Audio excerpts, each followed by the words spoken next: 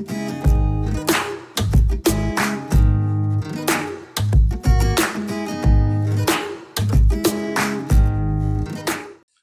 right, guys. Hey, welcome to the Biracial Brothers podcast. I'm your co-host, Chris Davis. I just wanted to take a moment to recognize any new or first-time viewers to the channel. Thank you so much for checking us out. It means the world. And also thank you for our loyal returning viewers and listeners. You guys are awesome. Thank you so much. Just want to tell you, we've been having a great run with it lately, and it's all because of you guys. So thank you so much. Yep, thank you for everybody who participated in the contest giveaway. We got more of those to come. So if you didn't win this time, chill out. We got plenty more to go, so don't even worry about that. Also, be sure to hit us up on Facebook and Instagram at the Biracial Brothers Podcast. And finally, there are some listener support links down in the descriptions on YouTube, so go ahead and check that out. Give us a few dollars, you know what I'm saying? Just support the podcast. We'd appreciate it. We got some T-shirts coming soon. How is that coming along? Perfect. Are they almost getting ready to ship out to put a link down or something? Yes, we're about there on it. All right, so we'll keep you guys posted when that's coming up.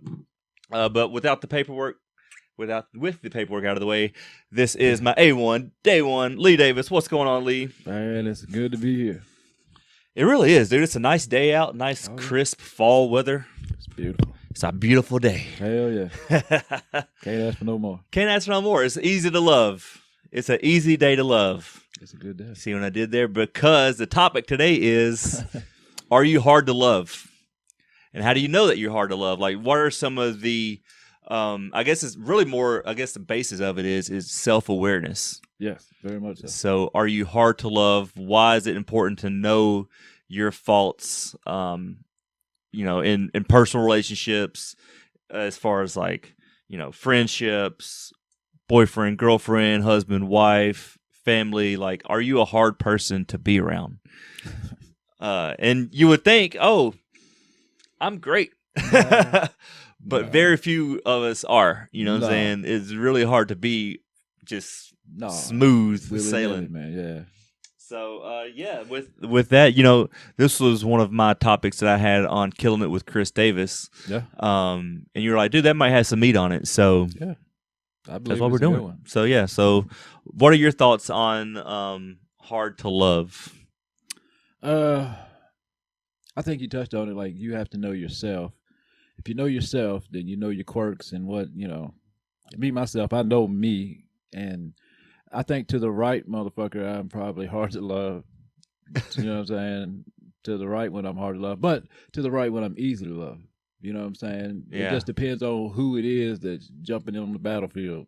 I mean, if you about drama, BS, and silliness, and just don't think at all, then I'm going to be difficult to be around.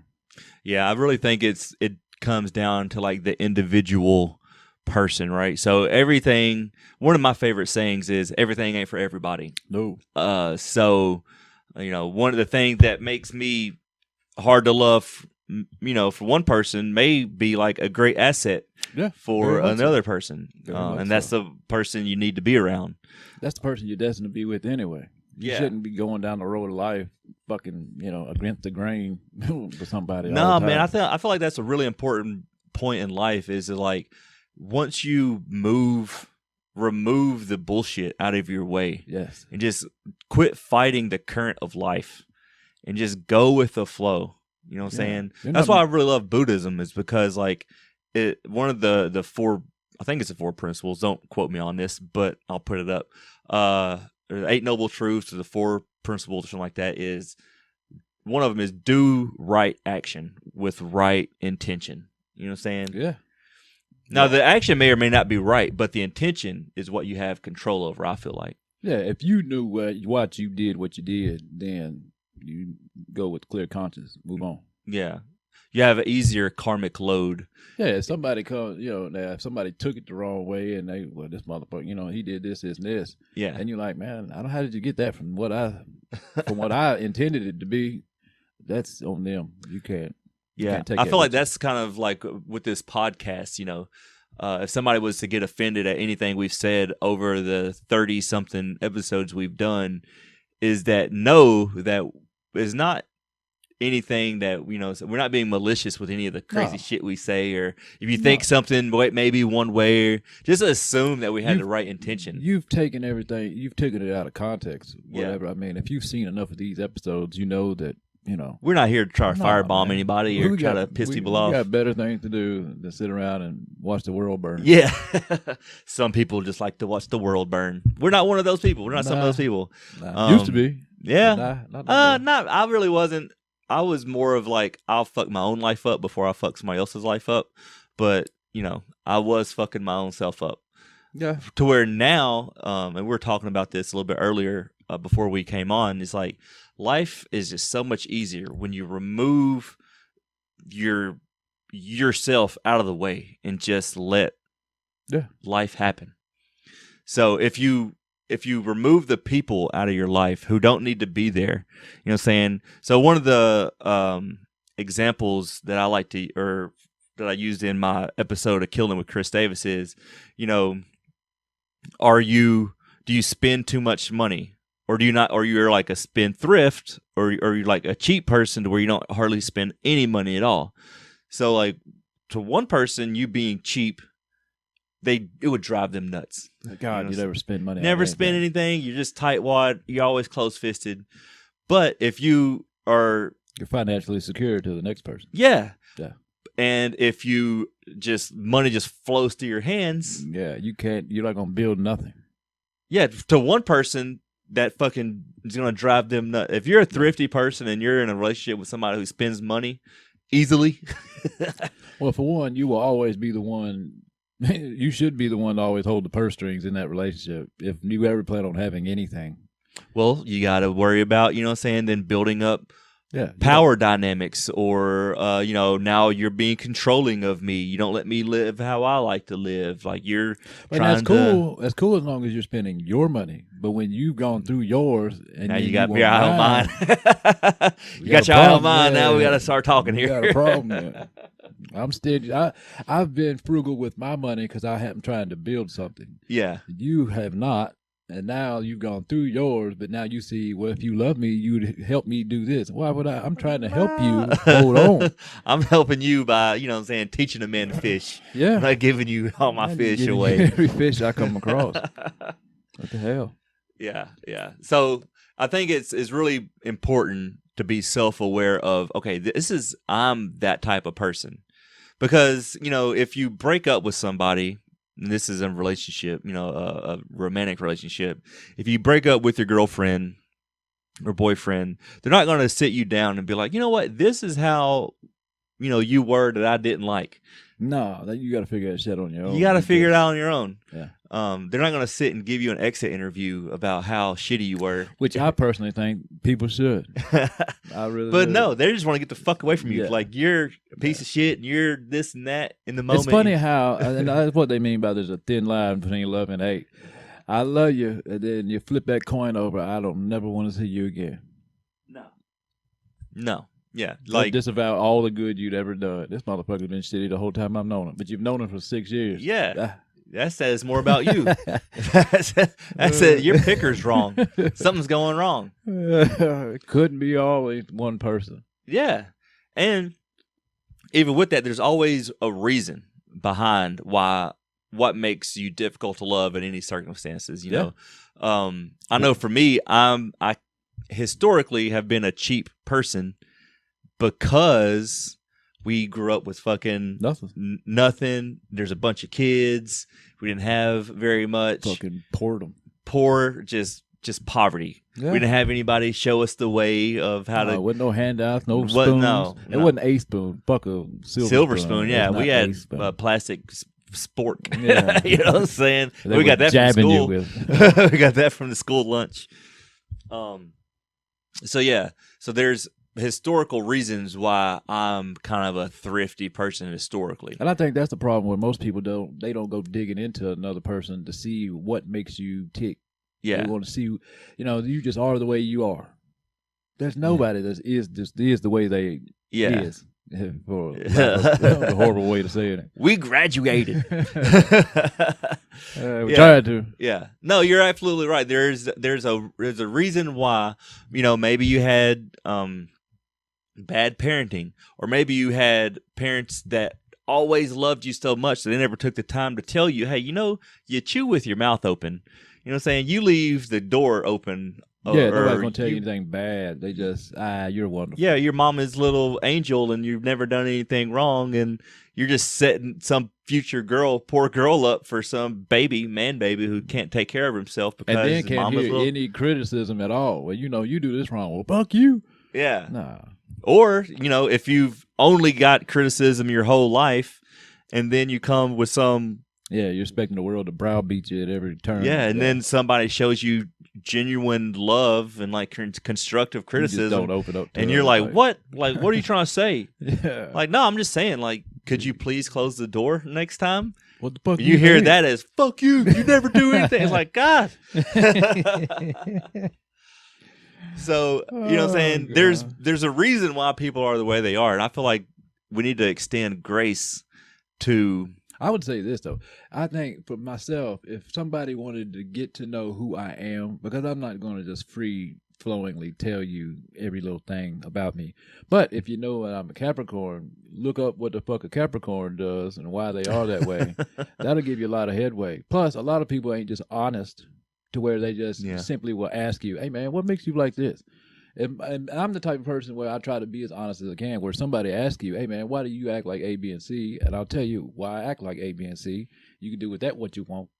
But most people, horoscopes are there for a reason. Your sign, there's a reason why you hear men, what's your sign? And then you tell them their sign, and then they either draw closer or they're like, nah, man, because we're not compatible. You know what I'm saying? Most people doesn't understand signs at all. Yeah, I'm a big proponent of astrology signs too. I don't put as much weight in them as I used to, but for me, I am definitely an Aquarius. Like if you go down to, you know what I'm saying, the XYZ, you know what I'm saying, of the traits of an Aquarius, it's pretty much me. Like, but I say that to say this, that if you know anything about astrology, if you know what I'm saying, if this person comes into your life and they tell you that there's this, then you go and do a little research on what this is, and then you at least know the structure, the frame up. It's a frame. It's exactly it. So it's a frame. It's not the exact detail of every human being, but it's a guideline of like how this person will generally act when you come at them like this or come at them like that. Yeah, or why they act such a way or whatever. Like a Leo. I've dated Leos before. Some of my best friend is a Leo. Yeah. Snack, he's a Leo. Yeah. I dated a Leo. So at one point in my life, I was surrounded by Leos. What do you have to know about Leos? They're prideful. So you can't do things to hurt their pride because they're not going to hear it. No. Right? So you can... Yeah. It's just a different way to interact. Like Geminis. Geminis, you got two different people. You got the person that's with you there, and then you got the person that they are away from you. Yeah. And I've had many, many Geminis around. My daughter's a Gemini. With me, I'm sure, I am almost certain she is one way. And then when she's gone, I can almost guarantee you she's another way. She's another way. She is. Yeah. Libra is always balance things out. They weigh their options. They're free flowing. Well, they're a danger with Libras are like analysis paralysis, right? Yeah, and they don't really do emotions very well. Yeah, well, it's an air sign, so I'm an air sign. I get along well with Libras because we connect up here on the brain wave. You know what I'm saying? We have a strong mental connection.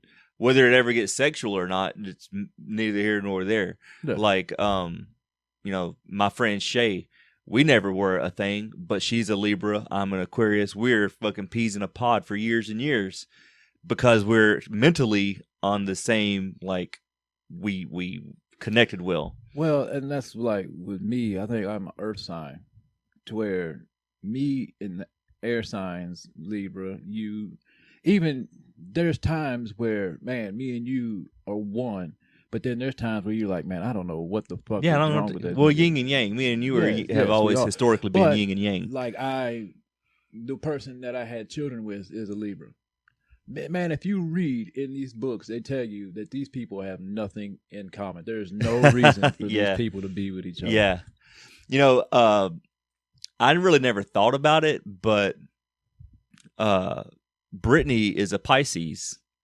Pisces are very emotional. They're very success oriented. They're very like, and I also dated another girl who was a Pisces. We had like kind of the same kind of connection, but obviously Brittany's just a whole nother level because awesome. You know, she's great and all that other good stuff. I'll blow it up your ass, poops. You're awesome. But it's like, you know, knowing these, so I have to be careful how I talk to Brittany because she's a Pisces and she's very emotional sometimes, and she takes things personal to where I don't take things, you know, some shit I don't take personal at all. I'm just like, oh, it is what it is. Yeah, it is oblivious. I say some shit that like she takes very personal, and it's like, oh, I didn't mean for it to come off like that. You know, that I was just working in my own mind, and you know, of course, this is how I meant it. You should have taken it like this. See, that's where a lot of people are distrusting of. You know what I'm saying? You're waiting for somebody to fuck up. Yeah. You're waiting, you know, this person's awesome all the time. You know what I'm saying? Like, this motherfucker is fixing to flip on me at some point. He's going to turn on me. And then the first time they say something that you don't agree with or whatever, you're like, see? I knew this motherfucker was like that. I knew it. Yeah, I think sitting there thinking about it, you know, with Brittany, she gives me, I like that she cares enough because she loves me enough not to just let me go.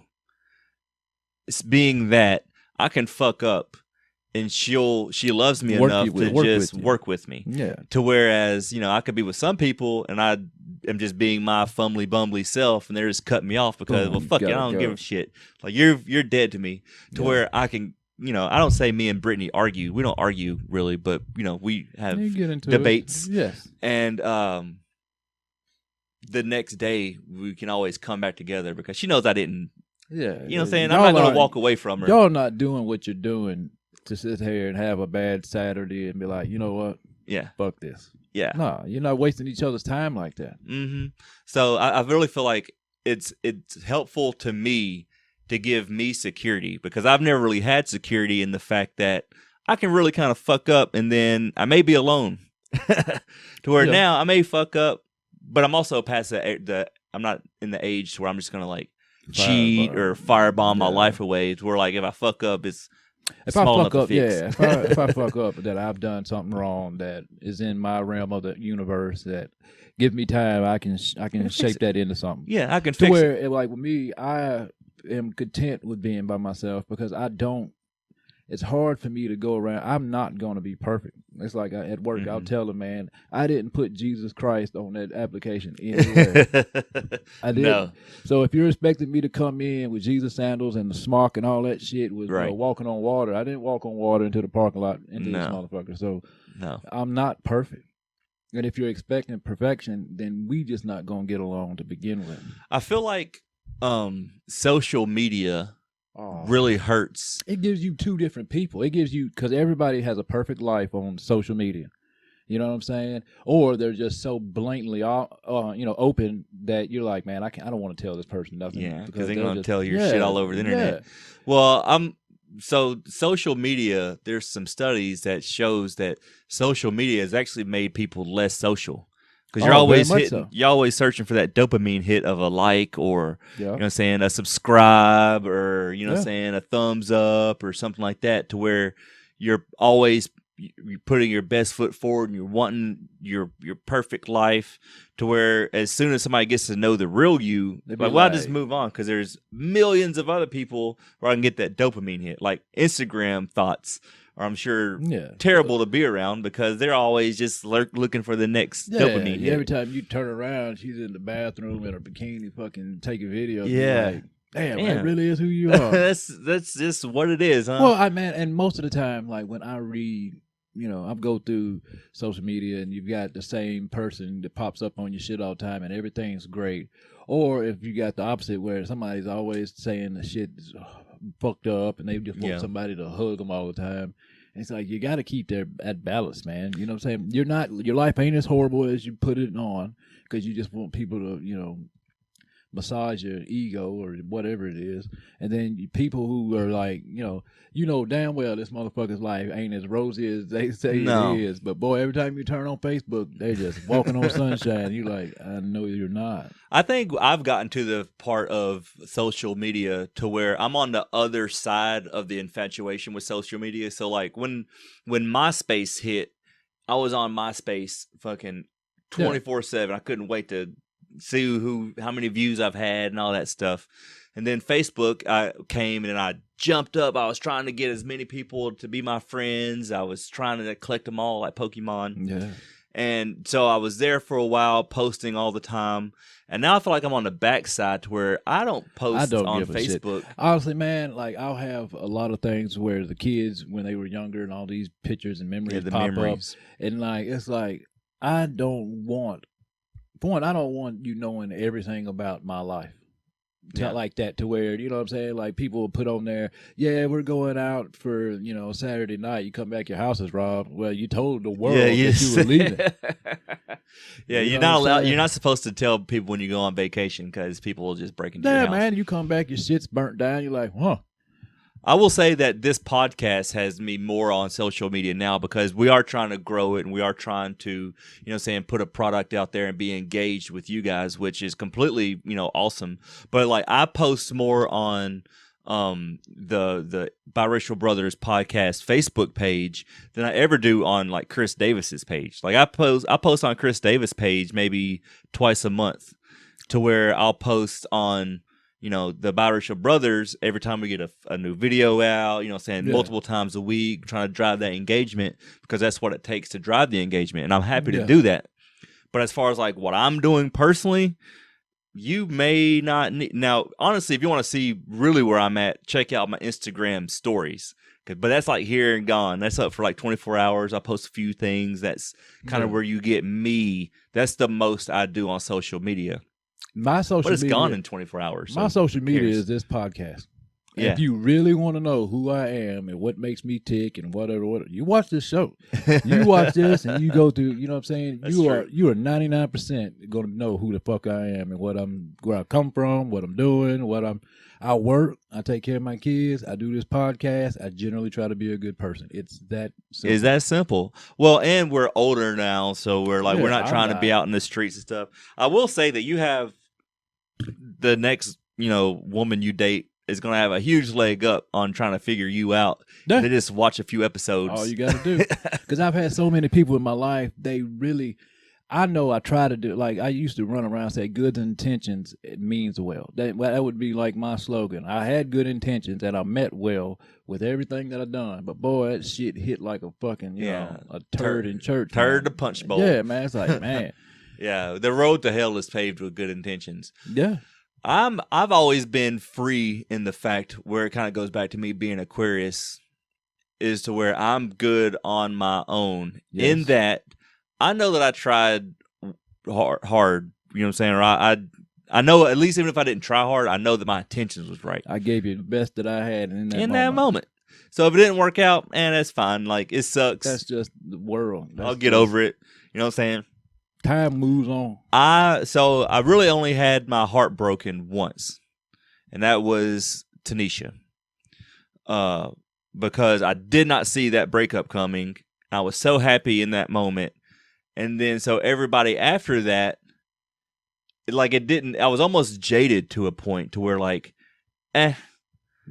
I would say it'd be really hard if me and Brittany broke up because I really see a future with us and I'm dedicated to her. But like certain other people that you'll know who I'm talking about, we broke up I was sad for a few weeks, a month, and then I was like, man, like it is what. Yeah, really what that is you're just trying to find new things to do. Because, I used to go here with this person on Saturday night, and we used to do this, and we used to do that. Other than that vein of fucking thought, you're good. Yeah, I really am. I ain't lost nothing, man.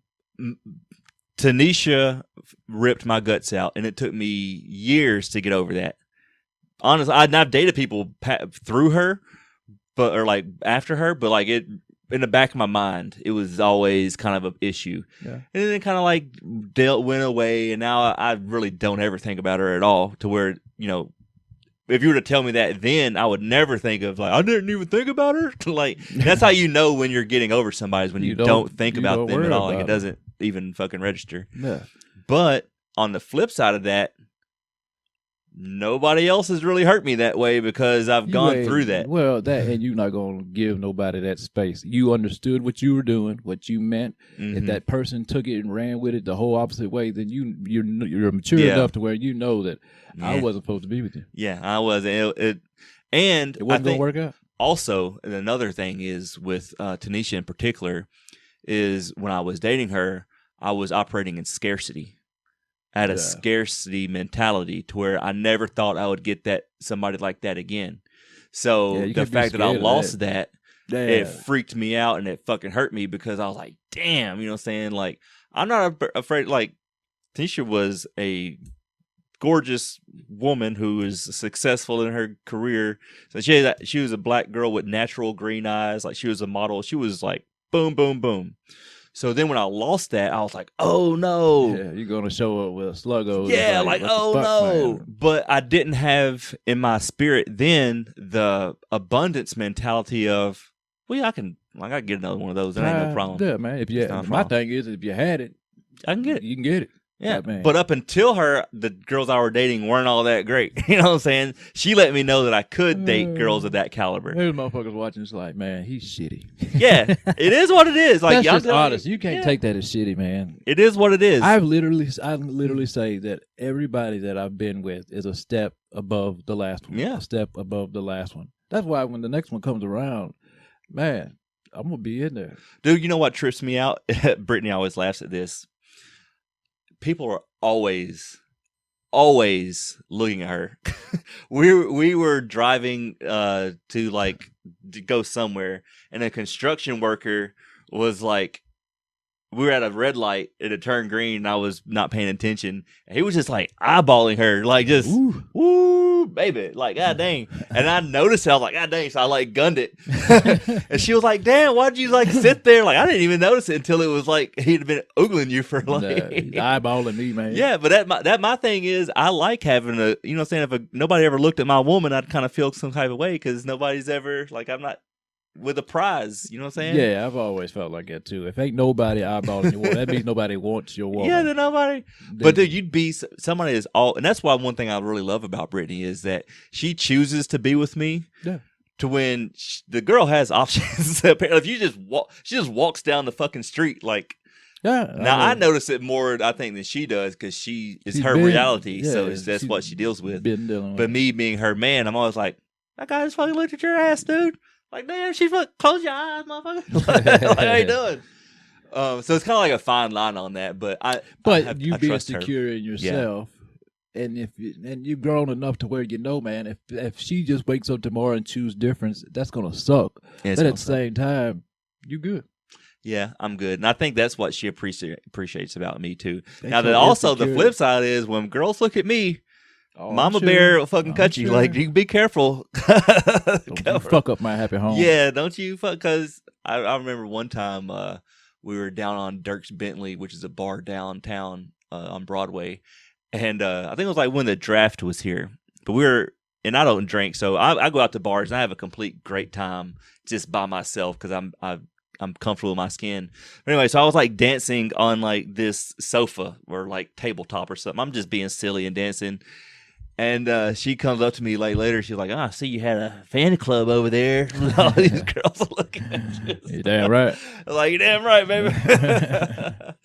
What? I didn't notice them. I didn't. I mean, I kind of noticed it, but I wasn't really. It doesn't matter. It doesn't matter. Yeah. The reason why you're getting up there is being goofy, having fun, man. Yeah. It ain't, Yeah, but the idea of I'm choosing her. She's choosing me. That's what you want. It's all that there matters. I do not want somebody that feels like, man, I gotta have him. You don't have to have me. No. You know what I'm saying? It'd be because at some point there's gonna come a time to where that's gonna play. It's like if I'm with this person, that's how a lot of women end up getting stuck with dudes that beat on them and shit because, well, man, if I leave him, then I'm going to have to go get a job. Scarce. I'm going to have to fucking, wow. you know what I'm saying? I'm going to have to take care of these kids on my own, all this shit. Yeah. So, I mean, he's got a good job and he's got money, so we'll overlook it. Man, fuck that. I ain't going to overlook nobody treating me bad. No, man, honestly. because you got to be happy. I mean, how would you look 35 years into a relationship? You turn around, this motherfucker cheated on you the whole time, beat on you, talked down to you, you never felt special, but you had a roof over your head. Well, you could have a roof over your head if you put some damn work into it, too. Yeah. I mean, you don't have to be treated like shit. The amount of work that you put in getting beat on and cheated on, if you would have just clocked in, feel better. Yeah, if you would have just clocked in and actually did real work, then you could have been independent and just not worried about it. And never have to worry about it. I Yeah. don't get that. I'd rather earn it all on my own and fucking, you know what I'm saying? Like you said, I wanted to be at a position where I choose her, she choose me, and we just walk down this road of life hand in hand, man, and just build shit. If we ain't trying to build nothing, what are we doing? Yeah. Now, having said that, kind of to tie it back in, I do know that I'm hard to love. I do know that for me being self-aware, the bad side of Aquarius is I'm aloof. I'm in my head. I can be distant. I can think of like the world sometimes. I can get in my head. I cannot communicate as good as I can. Yeah. Like those are the things that I know off the top of my head. I can keep fucking going, honestly, but I won't. Yeah, but like, he is horrible. Yeah, I'm a terrible person. But if you know that, then you can be like, you know what? Let me work on this. Yeah, man, you know not to be. So I know that I can be just. I tell the truth to a point to where it's just fucking like, damn, that nigga cold, man. He just fucking. Yeah. I can't speak my mind about everything and expect there to be no repercussion from that. You know what I'm saying? Do I speak my mind most time? Yes, but at the same time, I gotta, I gotta be loving to all these people, to everybody. You know what I'm saying? Nobody deserves me being a dick to them just because of my opinion. Yeah, that's not one of fair. one of the things that I liked was me and Brittany on our first date. Our first date, we were like, "Tell me the worst thing about you."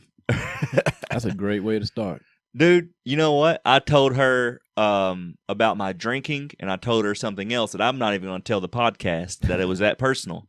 I told her. I understand. Because honestly, that was the worst part about me. If she chose to move forward with that, then that's on her. Well, I think that's a great thing to be able to tell somebody when you first meet them, hey, man, this is who I've been. It's not who I am, but this is who I've been. At least there, they can see what you are now. And be like, well, damn, he grew from that. Okay. And she told me her worst thing, too, or her most embarrassing thing that I'm not, obviously, I'm not going to tell you guys, but she told me her thing. I was like, okay, well, that's not so bad. And she obviously was like, okay, well, that's not so bad. Now, from that, we were like, we made an informed decision about each other to where anything, for me, I know for me, she doesn't have any other surprises coming from me that are going to be terrible. Like, it's not going to be worse than what I told her. So, I know from me myself, that's going to be cool, because if she's going to accept that, then I'm not really doing anything worse than that in my day-to-day. Yeah, you're not trying to go backwards, and, Yeah, and so I really feel like the whole point of this is giving your partner an informed decision on whether they want to be with you or not. Yeah. Are you hard to love? Like, you can't go around telling people what they want to hear. Like, I'm a astronaut and all this shit. Well, they're going to expect for you to leave in a rocket at some point. Yeah. You go and tell them that. If they never see you leave in a rocket, then how much of an astronaut are you? Yeah, you're really not much of an astronaut. You're a liar. And you're a fucking liar. So I think we'll wrap it up there. We're at 30 minutes. I think this was a really cool podcast, man. I mean, I felt like it was pretty good. So think about it. Are you hard to love? Take an inventory of yourself. And give your future partner or your partner, let them make an informed decision on if they want to waste their time or spend their time with you. And then, you set yourself up more for success. And that's really what it amounts to, setting yourself up for success. And that's it, guys. Thank you so much for watching. Don't forget to hit subscribe, hit the like button, bell for notifications for new content. And as always, Lee, let's do what? Be mixed. Bye.